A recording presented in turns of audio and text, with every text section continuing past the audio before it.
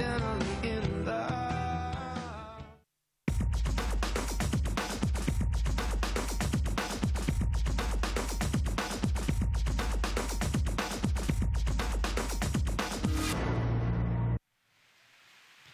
Good afternoon and welcome back to Gulfstream Park. Thank you for joining us here on this Thursday afternoon on Gulfstream today. I'm Gabby Gaudette, joined by Acacia Courtney, and we have a lot to get to. Of course, we are 48 hours out from the first post for Saturday, of course, Pegasus World Cup Day. And Acacia, every single horse that will be running in the Pegasus World Cup is here at Gulfstream. They are. We did have a few up at Palm Meadows or Palm Beach Downs or shipping in from California, whatever it may be, but now everybody is here on site at Gulfstream, and everybody was on track this morning as well. But as you said, 48 hours. Don't forget that post time is 11:30 on Saturday. We have a lot going on that day. Full fields just across the board, a very competitive card, and a lot of good stuff coming up. A lot of good stuff coming up indeed. We'll take a look at the field for the Pegasus World Cup. Of course, a field of 12, and we do see the full field there. Of course, kind of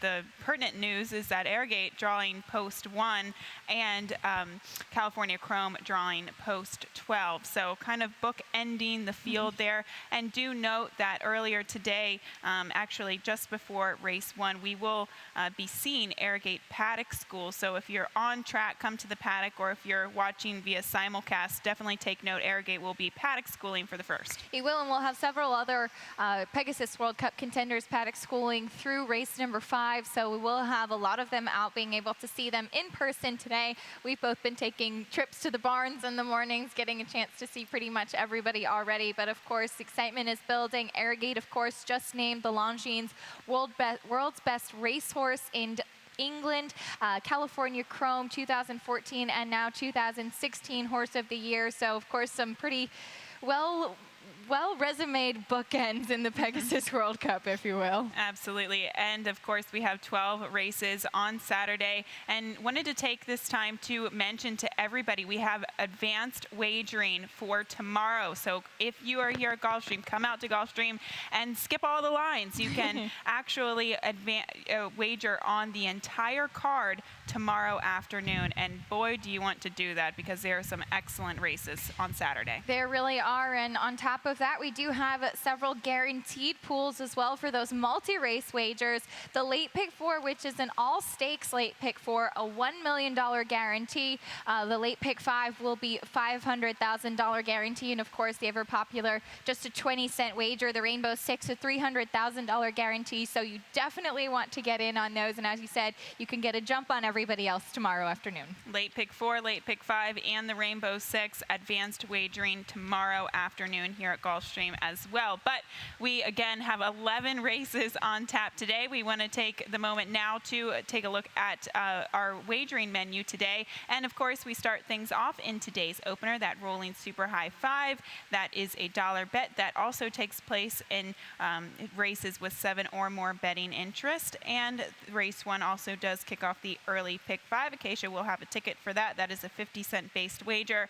Moving along to the 6th race on the card, kicks off the 20-cent Rainbow 6. That carryover continuing to grow, $136,000 in that. And race 7 on this 11-race program does start the 50-cent late pick 5. It is once again a beautiful day here in South Florida. We are fast and firm, and we started off at 12:35 p.m. So we have a lot to get to, Occasion. As always, let's start off with your early pick 5. That sounds like a good place to start. I took a stab at it today. I couldn't find a single, but I did try to keep it affordable. So I'm going 3 deep in this first leg that we do early in the wagering, and on the morning line as well, have that heavy favorite in Miss Otis for Eddie Keneally. Definitely the horse to beat, but backing myself up with 2 others in there as well. Going 3 deep in the second race, using 2 in the third race, and then 2 in the fourth with Jersey Street and One Liner coming off that layoff for Todd Fletcher. Then using our Independence and Starship Mars in the finale of the early pick 5, $36.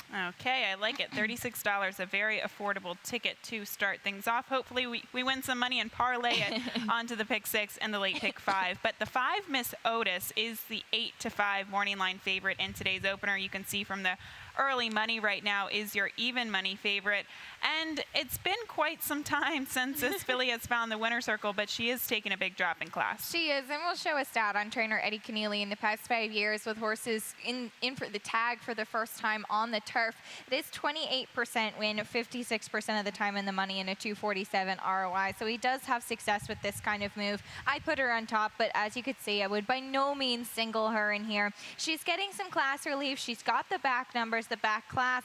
They even thought enough of her to put her into stakes company, trying the Grade 3 Florida Oaks earlier on in her career after some impressive runs at the beginning, but she's kind of been stuck since then, if you will. And as you said, you have to go a long way back. In fact, November of 2015 to find her last win. But I thought with the drop again, as I mentioned, and Javier in the saddle, it's the one to beat. And she's also just not very fast. She's not fast at all. She just kind of breaks and just seems to be a little bit lethargic the whole way around there. And I really haven't seen any kind of a closing gear from her in quite some time. So that was a concern more so for me, was her running style. There are a couple of horses in here that do show early speed, and sometimes they can't sustain that speed.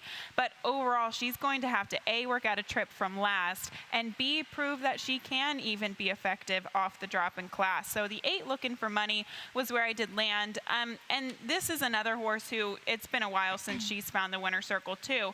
But she also has unfortunately been on a good course in her past 4 starts, and it just doesn't look like she likes it. If you look at her races prior to that, when she has gotten to a firm going and when she's faced claiming company, she's actually shown a little bit of more early interest. So I'm hoping from that outside post, now getting to a firm course with Luis Saez, she can maybe sit a stalking type of trip from the outside. And she will, and you're right that she's been unlucky in finding those good turf courses, probably hoping shipping in from Arlington to Gulfstream that they'd get some firm turf, and unfortunately her 2 Florida starts so far have been on good going as well. She also drew way to the outside. She was in 11 of 11 last time out, and I think that kind of hurt her a little bit. Now she is outside, but she's in post position 8, and I agree, I think there's some other speed, but she can kind of get a good position early today, so I think that's going to work out well for her. And while we do have other horses like Miss Otis who are kind of plummeting, looking for money, ran at this level last time out, and she does seem to belong in here. Very good there in the first race. Once again, to start off the early pick 5 as we turn our attention to the second on the card. Non-winners of 2 lifetime condition in for that 12,500 tag. We're going 6 furlongs onto the main track, and the number 7 Liberty Road is another one, and that's taken a big drop in class. And Acacia, we've found it's kind of a running theme throughout today's card where we have horses who are taking these big drops in class, and I think it's just a decision as a bettor and a handicapper. Do you want to go with them? Do you want to try to beat them, or do you try to use these favorites protectively? I think you make some very good points there. Using them protectively in the multi-race sequences is definitely something to keep in mind, especially a little bit earlier on in the card where you do have some of these lower level races that you want to have a little bit of coverage. Now, the reason that I ended up going with Liberty Road, and I'll be honest, I looked at this race for a long time trying to beat her, which is what I normally try to do when you see a horse that's kind of bound to be a heavy favorite or taking that drop in class or something like that. And I thought that she had some tactical speed from the outside, and that is why I did land on her, plus that class drop. Now, it took her a long time to break her maiden. They kept her in maiden special weight for a long time. She finally dropped, and she won in maiden, claiming it was on the slop too, so she's got her questions. Can she be beaten today? Absolutely, at a short price. But I liked her running style in this field. And I also think Marty Wolfson is taking an aggressive approach with her and thinking that, okay, we have a 5-year-old mare here. It took her a long time to break her maiden. She finally faced, the right condition and facing winners for the first time at Gulfstream Park West. If she is not able to beat horses at the $30,000 level during the summer and the fall here in South Florida, well, then she's probably has no shot in beating them now. So that's the right thing to do, is drop them in class when you get all these other class droppers from New York or different parts of the country. I still was a little bit dubious of her, so I did go to the number 3 Trabacious here for Cititard. And again, this is something that we have seen throughout the meet. It's sink or swim. with some of these horses transitioning from the synthetic from Woodbine to the main track here. But for what it's worth, Sittard, he's actually 36% and just shy of a positive ROI, and the works have been okay. They have, and I think that this horse will definitely be part of the pace scenario. Last time out was bumped a bit and didn't have the cleanest trip, but other than that has normally shown some speed, and as you said, works are pretty sharp, so I think that she'll be forwardly placed in here. Okay, and the number 2 Venezuelan Beauty was one you went to as well, trying to get to a fast main track for the first time as we get to the third on the card. An open $16,000 claimer going the 1-turn mile onto the main track. Acacia, how did you see this race?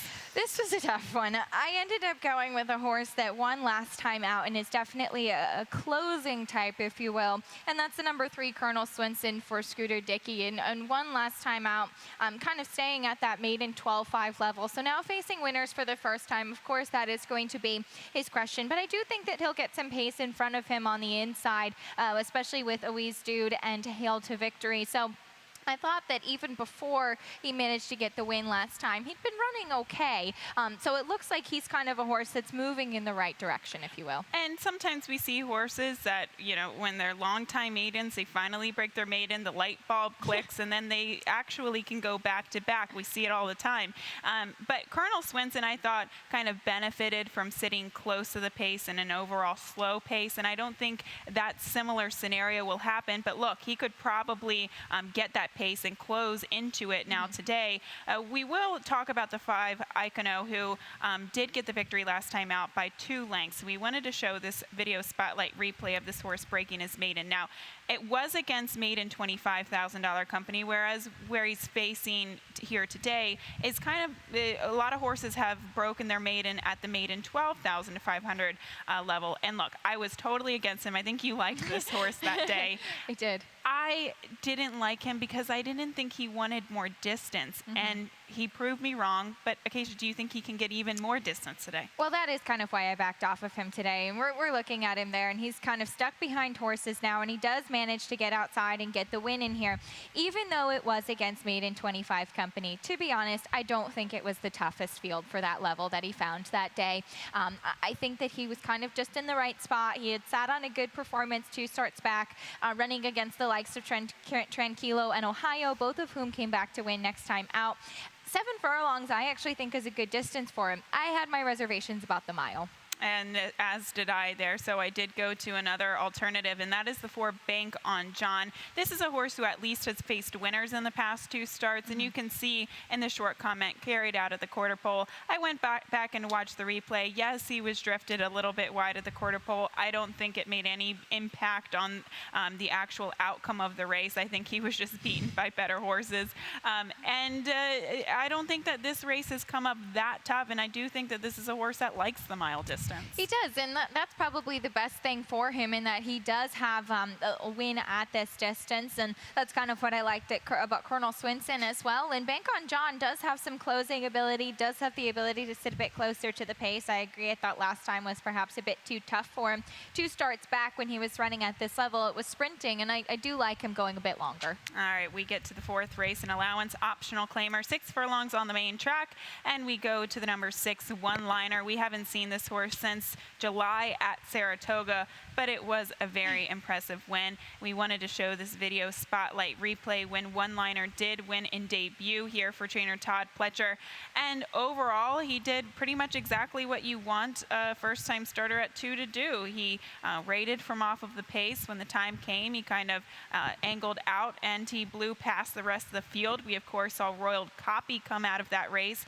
to win a maiden special weight, and then would subsequently be 2nd in the Grade 1 Hopeful. So that was a very productive race. In Acacia, we often see time and time again horses who do well at Saratoga, for Todd, do even better in their 3-year-old season coming down to Florida. They do, and we'll show a stat on trainer Todd Pletcher, and this is not only is this a specific stat, but it's a small sample size, which you don't normally see from him. This is maiden winners last time out on the dirt, who then take a 180-plus day layoff coming back at Gulfstream. He's 9 for 12, 75% win, 10 for 12, 83% in the money, and an ROI of more than $3, which I don't remember the last time I saw a $3 ROI on any Todd Pletcher stat that we've shown. And I just, looking at these stats, looking at that horse's last performance, you mentioned Royal Copy, Pretty Boy Flash, the third place finisher was third in the Hopeful. We've seen some good horses come out of that race, so I had to put him on top because of that. And you look at from a figure perspective, we see My Tai went on there for Jane Sabelli, who ran a 74 Beyer speed figure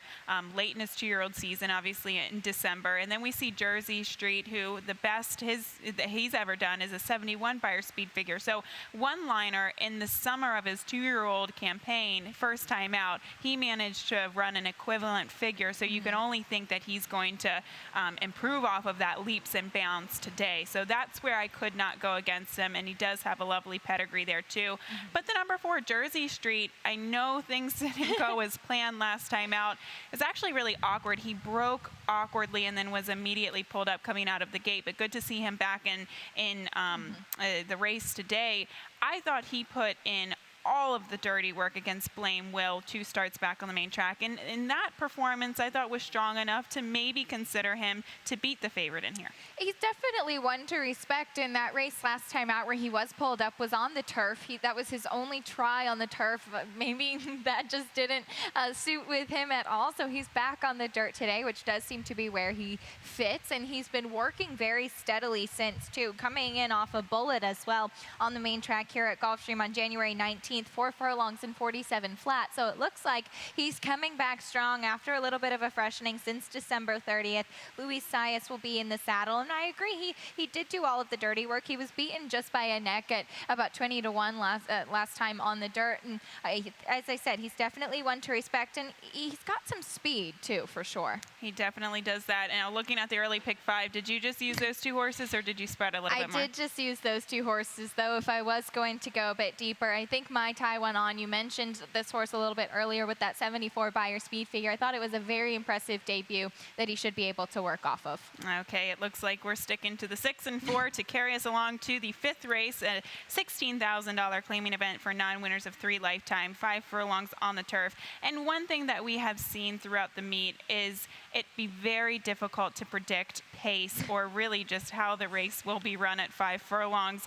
But you do go to the number 3, Our Independence, as do I for Lisa Lewis, who just over the past couple of years, she's done very well with her turf sprinters. Absolutely, and that's definitely something to respect. This horse also gets some class relief as well, going from the allowance optional claiming level down to the 16 non-winners of 3. And last time was beaten pretty well, but I think was running against tougher. He's shown some speed sprinting on the grass as well.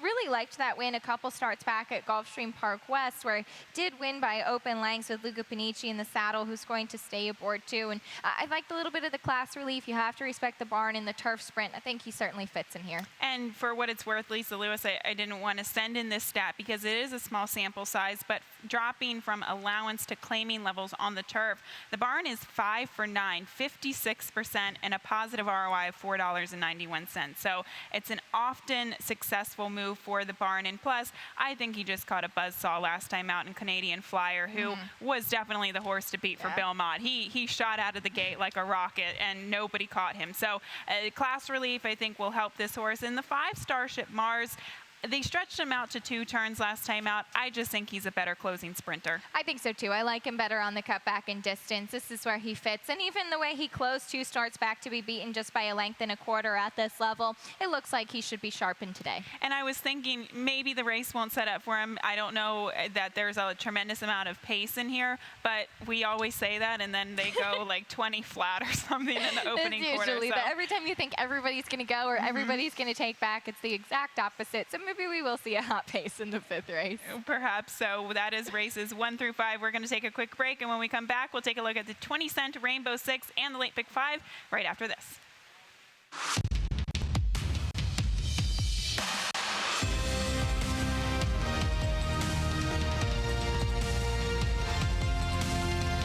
In the thrill of victory and the agony of defeat, either way, you win. Have a stake in the race with Express Bet. January 28th at Gulfstream Park, an icon takes flight. The world's richest thoroughbred horse race. 12 of the sport's finest horses. One race. $12 million on the line. Watch, wager, witness. Go to PegasusWorldCup.com for more. Welcome back to Gulfstream today. Gabby Gaudette joined by Acacia Courtney, and now we're talking about the 20-cent Rainbow Six. I did come up with a ticket. Again, did not find a single. It has been very difficult throughout the week, and it looks like even tomorrow might be difficult to find a single in the sequence here. But wanted to show you my ticket. It will be $64.80. Going to be using 3 horses to start things off. It is a $62.50 non-winners with 3 lifetime conditions. So, of course, you really do want some coverage in those types of races. So 3 by 3 by 2 by 2, and then 3 by 3 in the final 2 legs of the sequence, or $64.80 once again. $136,000 carryover in the 20-cent Rainbow Six, and a very fun sequence. And I think in the first leg of the sequence, Acacia, you have to respect the horses that draw to the outside. Both the number 10, Leanne and Susan, and the 12, Miss Steffi, you opt for the latter. I did, and I think we kind of have the right 3 horses on top here, just looking at this field. So. I hope so, because that's what you used in the Rainbow Six. So hoping that we're on the right track there. Now, it is coming out of the 1-mile chute here, so it's not like some other races that we see to the outside. They have a tough time getting in position, but the toughest thing about Miss Steffi to the outside is that she does have some early speed, and I do think that she'll have to be used aggressively early from that outside post. She doesn't really have scratches, only 1 scratch to her inside, so it doesn't really help her much getting a bit closer, but she did come from off the pace a little bit last time out. She wasn't right out to the front like she has been in some of her others, and she finished a very good race last time at this level. That was she was beaten just a length with Louis Saez aboard. And looking at the rest of this field, I just went with this one with the speed to the outside. I went to the 3 Aurora Ema, who I think draws a much better post position than where she was last time out. But coming out of the same race, I know we see Miss Steffi and Street Princess, both of those horses finish in front of her last time out, but she had post 14 of 14. I know it's out of the 1-turn mile chute, but still, you do not want to break from that post position, especially because it took her out of really her running style. She likes to stalk from off the pace, and she had to kind of take back from off of it. And not to mention that final turn, she was extremely wide. She was pretty much wide the entire race. She probably ran twice as far as the rest of the field. So today, I think she could maybe turn the tables with a better post. And not only that, Acacia, you go back to her race 2 starts back, she was against the grain of the track that day. So I think that race is even forgivable because we saw it really favor inside speed that particular day. We did, and unfortunately our jockey 2 starts back did lose his whip, and so maybe that kind of hurt her a bit in the stretch, but she's a very consistent type. She really always runs a solid race, even if she doesn't get to the winner's circle, but I think she meets a manageable group today. A horse that I had some interest in, but I did have to back off of a little bit, we both use in second, is the number 10, Leanne and Susan, who's stretching out in distance for trainer Dale Romans. Now, we've said this several times, Dale Romans with Corey Lannery have been a really powerful team at this winter meet here, but we will show a trainer stat on Dale Romans in the past 5 years, going from sprint to route. This is actually the opposite, sprint to route on the dirt in claiming races. He is just 16%, 38% in the money. So it's a negative ROI. That's kind of why I backed off of this one and maybe took a little bit of wait and see approach. I do too, because even though she is dropping in class, we haven't seen her since November, and she really put in a dud last time out. And sometimes you want to see horses that are really consistent at this level versus horses who you haven't seen in a couple of months who are taking another drop after a bad performance. So although I do use her protectively, I thought that there were other interesting options there to kick things off as we turn the page to race 7. Of course, it's kicking off the final pick 5 of the day. Acacia, did you find a single? I am right in the same boat as you. No single for me today. And tomorrow's card is similar. I am in agreement. So I went 3 deep here to start it off. Lucky Bella, the horse to use, but backing myself up with Battle Tale, and she's the winner first off the claim. Using the heavy favorite Dad's Princess and a horse that's 8-1 Something Else in the 8th race. I thought it went through those two. 2 deep with He's Got Talent and Yellow Chips in the 9th, 3 in the 10th, and 3 in the 11th as well, $54. Okay, and race 7 starts us off in that sequence. And we do have 2 scratches of the 4 Rein It In and the number 6 Grace Quinn Animati. And with those scratches, they were long shots. I don't think it's really going to affect the betting of this race, and I don't really think it's going to affect the overall big picture. I still think that the 3 Lucky Bella in here could potentially be lone speed. That is why I landed on this horse. And she's sitting atop, I thought, a solid bottom for her coming into this race. It was against that 6250 Open Company. 2 starts back, she ran at this Open Company, but it was 6 furlongs. I don't think she really wanted any part of sprinting that day, especially over the Gulfstream Park West course, where she wasn't really able to make up any ground. She lost ground, really, and just faded. But last time she showed speed when stretching out to the mile. I thought it was a really solid race, and I thought that this race could set up for her pace-wise. We very well could see it, because I know the 5 Battle Tail gets blinkers on for the first time. She very well could show some more early gate speed, but naturally she's just not that fast. So the 7, she's the winner. I do think that she's got some natural speed, and I believe you wanted to show a stat here for Aubrey Murat. I did. First off, the claim on the dirt in low-level claiming races, he's 33%. It is this 3 for 13, so it's a small sample size, but he's also 10 for 13, 77% in the money, and a positive ROI of 233. And the basic point is that this horse goes from a barn that's 6% on the year to a barn that's 17% on the year, and does do well with these kinds of claims. And Nick Juarez has been riding great lately, 3 wins yesterday, so I think it's a lot of positive changes for this filly. And I like the fact that she gets back to this distance. At 2 starts back, she was able to beat this condition, the open claiming level at the bottom, just kind of outclassed in the claiming crown, and maybe that just impacted her to not with kind of a subpar effort in her subsequent start. So she's the winner. Will do it for me, of course, the number 5 Battle Tail 2. Just not that much speed in a race that doesn't have a lot of overall speed. As we get to the 8th race to kick off the final pick 4 of the day, 7.5 furlongs on the turf. This non-winners of 3 lifetime allowance race, and scratch the 2 Vendetta Acacia, who did figure to be part of the pace in here, but this heavy favorite still stays in the number 10 Dad's Princess. Yes, the other half of the uncoupled entry, if you will, Patrick Biancone, the trainer of both Vendetta and Dad's Princess. And Dad's Princess has been running well in stakes company lately. Now she cuts back in distance to the 7.5 furlongs. She showed quite a bit of speed last time in the Vio Borghese, but she's put up some good runs lately. We do, and while we're talking about the mare, we'll go back to her performance in the Panama City. This was where she did finish 2nd, and I thought overall a very good performance. And we're talking about a horse at this time going the mile, and that's, I think, key to talk about.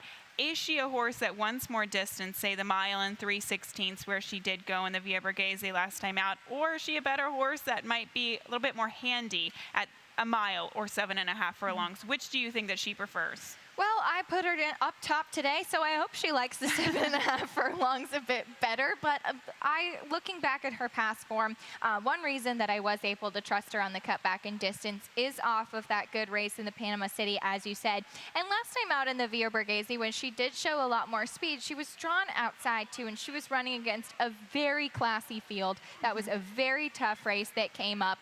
She tried grade 3 company in the My Charmer 2 starts back, where Isabella Sings was the main speed of the speed, of course. I think she has a nice kind of stalking rating gear too. So I like her actually a little bit on the cutback in distance. Now she will be a short price, and that's of course going to be the question, but I think that she's coming in and kind of rounded into herself. And she is the horse to beat by all means, because she has been facing stakes company. She's been very contentious against them as well. But there are some other horses who too have faced stakes company. It might be the up-and-comer, so to speak. And the 9 Something Else was one that I was interested in, and we'll show her most recent replay. That was from the 18th of December here at Gulfstream, when she did go the mile and a 16th. And we can see Something Else is the filly down on the inside. She is the number 4, and she really got a great ride by Edgar Zayas, kind of saving ground the entire way. And this is always something, you know, it's a double-edged sword when you save ground in turf races, just because you save ground, but sometimes you don't get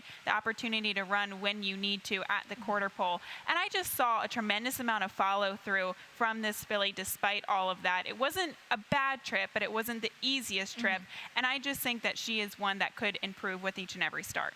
She really could, and she's a lightly raced. She's four-year-old filly, and she's had 6 starts, and she has had 1 win sprinting, and then she did prove that she could go a little bit longer, winning at this 7.5 furlongs at Gulfstream back in September. She does get Javier Castellano in the saddle today, and as I alluded to earlier, she's a great price on the morning line. I believe it's 8-1, so that's definitely something to keep in mind. And if you're looking to beat the favorite, she looks like a good option. Even the 3 Elegant Supermodel, she was one who faced Stakes Company in the past, and I did get the chance to interview Alan Goldberg prior to her last race, and he said, you know, I think she might need this race just kind of as a bottom to build upon, and we really think that she's going to be better going 2 turns. So that's exactly what they did with her today. They sprinted her last time out, now stretching her out to the 2-turn sprint. So maybe look for an improvement from that filly as well. As we get to the 9th race on the card, a 2 other than allowance optional claimer. And unlike a race earlier in the day with a couple of scratches, I do think that the scratch of the 6 Flashy Jewel really does impact the race in terms of a pace perspective. It does, and he definitely promised to be part of the speed. So I kind of had always had interest in He's Got Talent, but I thought now with the scratch of Flashy Jewel, it's going to set it up even better for He's Got Talent, who does have quite a bit of speed. Tracked the pace last time out and still managed to get the win, but normally does have some early zip and now is breaking from the rail as well. I don't know if he is, on paper it looks like he is, but I don't know if he's quite as good perhaps as some of the other horses that he's going to be facing today, but tactically it'll definitely help him out this afternoon. We do have a stat on trainer George Navarro in the past 5 years with winners last time out in dirt sprints at Gulfstream. He does excellent work with this type of move. It's a 38% win, 67% in the money, and a 282 ROI. And I tried to look elsewhere, but I just had my reservations about Yellow Chips and even Island Town, so I went with the speed. And we will show that spotlight replay that you were just alluding to. That was back on the 23rd of December going 7/8. And you're right. I thought he showed a really nice rating gear that day. He was down on the inside, the number 5 with a white cap. And when he was asked to respond, he did. But we could also see the number 7 Homespun Hero maybe getting a little bit weary-legged coming down the stretch. You can see he doesn't have as much energy as he did at the quarter pole. So this horse just kind of picking up the pace. Or picking up the pieces, excuse me. But today, from the rail post position, I think from a strategy standpoint, he probably has to go, especially with the scratch of Flashy Jewel. But and with the scratch of Flashy Jewel, it really hurts my horse because Island Town, he just doesn't have a lot of speed, but he's coming out of much better races. We haven't seen him since November, but last time we did see him, he was well beaten behind Holy Bull, a horse who, Holy Boss. He's not a real Holy throwback Bull. horse. We will talk about Holy Bull next weekend, I think. Next week. But this is a horse who, ran in the Amsterdam. He's a graded stakes caliber horse, and Absolutely. I just think this horse could overcome maybe the lack of pace in here given his class. Absolutely. He's a multiple graded stakes winner. He won the Matt Winn and the Smarty Jones in 2015, and he definitely has the back class. But as you alluded to, he is going to have his work cut out for him pace-wise. And if you do go back, he did win the Matt Winn going out to the front and showing a lot more early speed, so maybe that'll help him out. We should mention Yellow Chips, who 2 starts back ran behind the likes of Zulu and finished second in the Tamarack. Had a lot of hope for him last time out, and to be honest, I thought it was just a little bit lackluster. It was. I was expecting a better performance from him because of how the race set up, because we saw Scarly Charlie, that was a horse who had speed. He actually pressed the pace pretty much the entire way. I believe Scarly Charlie might be entered back in for tomorrow afternoon. And Tails of All was a horse who just was waiting in the wings and ready to pounce, whereas Yellow Chips, although the race did kind of set up for him from a pace scenario, you see they went pretty quickly early, he just kind of fired a blank. So I've liked him for the past 2 starts, and I'm going to have to jump off his bandwagon here today. You know what that means. We walked him right into the It'll winner's probably circle. win, yeah, absolutely.